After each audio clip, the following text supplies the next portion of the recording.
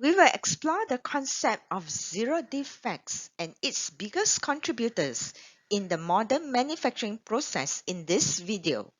While some sources emphasize on the importance of having zero defect mindset, Philip Crosby identified operator workmanship as the biggest obstacle to achieving zero defects in the 1960s. However, with the advancement of technology and complex supply chains, achieving zero defects require more than just good workmanship. Design for manufacturability is essential to ensure products are designed for efficient and effective manufacturing. Unfortunately, many manufacturing lines still struggle to achieve zero defects and Six Sigma quality due to poor product design. In this video, we will dispel the misconception that workmanship and manufacturing process alone can achieve zero defects and explain why following the principles of DFM is crucial. The world is actually still haunted by poor product design, especially in those traditional industries where the product life cycle is more than 30 years, such as industrial equipments, aerospace, where those products are designed for manufacturability principle. Unfortunately, most of these companies, especially those big multinational companies, choose not to acknowledge poor design of their products. Product design is actually the biggest obstacles to achieve zero defects. And the interesting part is that when I search for zero defects in internet and including YouTube, none stated that design is the main obstacles in achieving zero defects. Everyone has been brainwashed to think that manufacturing process is the only culprit and manufacturing process can compensate to poor design. If you find this video informative, please give it a thumbs up and consider subscribing to my channel for more valuable insights and updates in manufacturing, supplier quality hacks to achieve consistently good quality products. By subscribing, you will be the first to know when I post new content. What is design for manufacturability? Let's look at some of the strategy. In design for manufacturability, it should be cover all aspects of the product. That means process design are evaluated to achieve optimum product cost, cycle time, and the highest possible quality. Means that quality has to be designed in. It needs to consider an efficient manufacturing process in terms of cost, resources, and time to achieve the best quality. That means while designing, the engineer has to think of how this product should be manufactured at the best cost, resource, and also time. Create a robust product design that is insensitive to long-term process inputs variations. Means that if there is a material variations, this design should be able to compensate for that, and it still is a good or robust or consistent quality.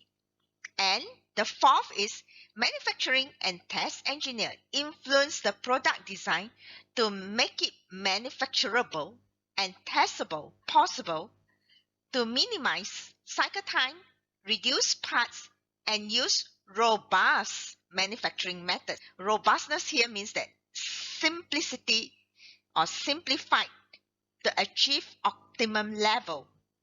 And lastly, concurrent engineering design method to optimize relationship between design functions, manufacturability, and ease of assembly.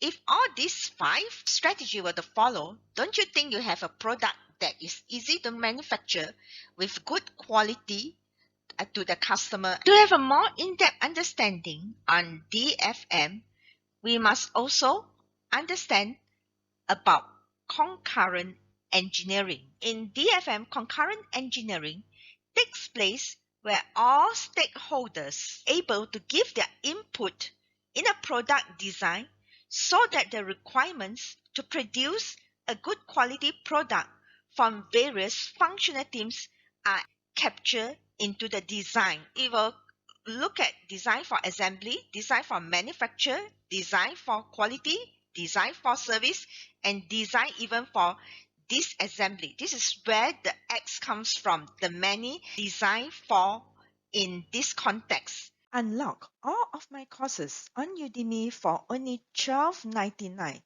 If you are using a mobile device, simply tap on More to review the special rate course link.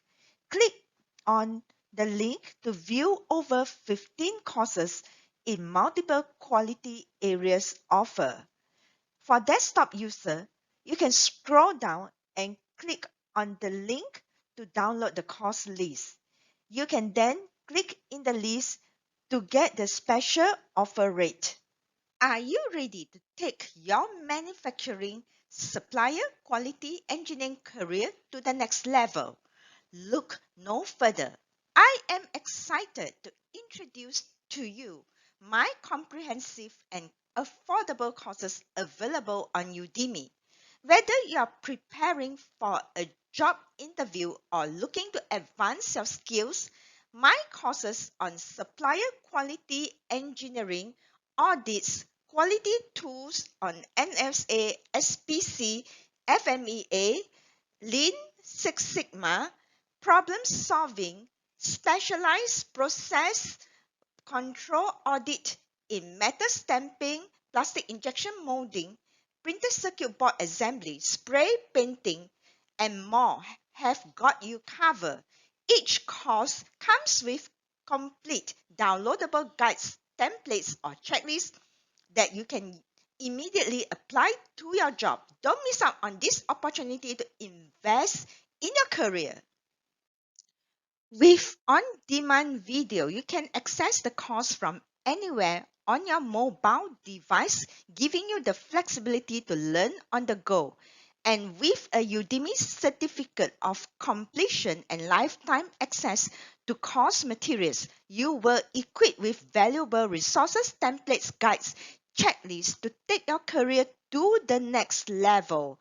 Follow the link below to check my courses to start your journey to success today.